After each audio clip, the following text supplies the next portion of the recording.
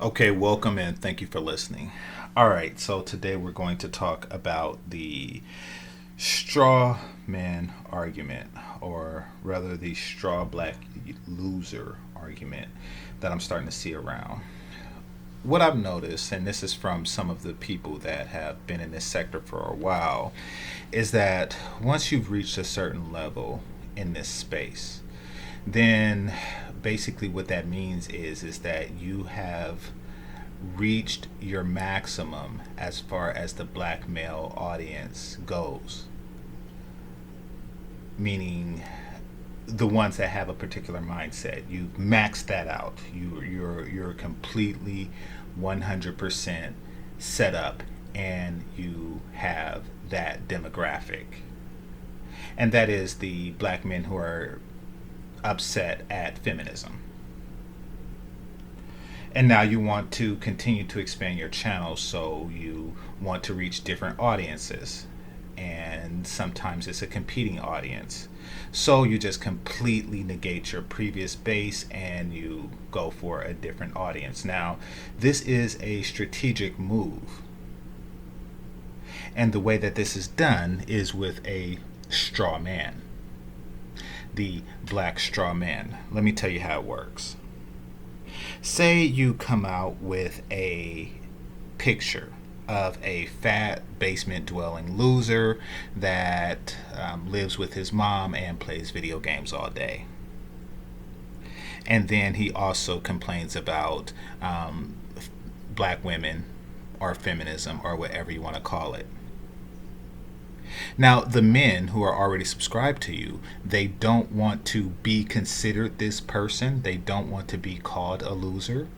So they will continue listening, watching you, etc., etc., etc.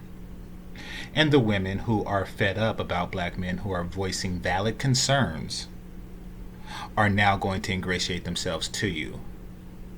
So you didn't lose your old audience because they're afraid to leave.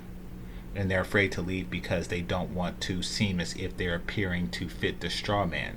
You didn't lose your old audience, and you gained a new one. That's what the hopes are. And I noticed that a lot of people, particularly the more senior seasoned YouTubers, are going down this direction, and that's because of the success of Kevin Samuels. I'm here to say, fellas, listen.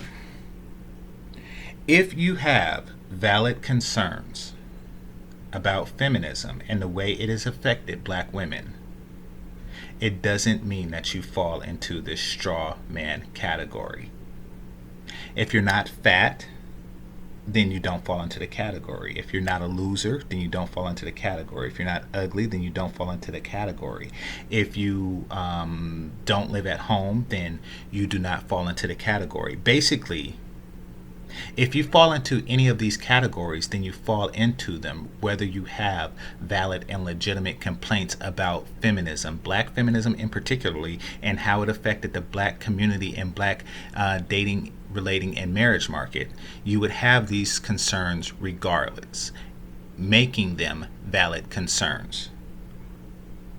Never let anyone invalidate your concern based on just these straw man arguments. It's a cheap tactic. I don't mind people trying to expand their audience space. I don't even mind people changing their core message in order to do so. I understand that there is money to be made on the streets, and that is what motivates people. My motivation is to help black men guide themselves through a ever-changing and hostile dating, mating, and relating market. I want the men to accept nothing less from women than submission. Part of this is improving yourself to be the most viable dominant candidate, absolutely. But don't get it twisted. Just because you have certain concerns and complaints, that does not make you a loser. Being a loser makes you a loser. And this will be the case. You're either a loser who is voicing your concerns, or you're a loser who is not voicing your concerns if you're a loser. Voicing your concerns isn't what makes you a loser. Being a loser is what makes you one. Don't let these guys fool you, and don't fall into the hype. This is GameChanger00100. Game over. Peace.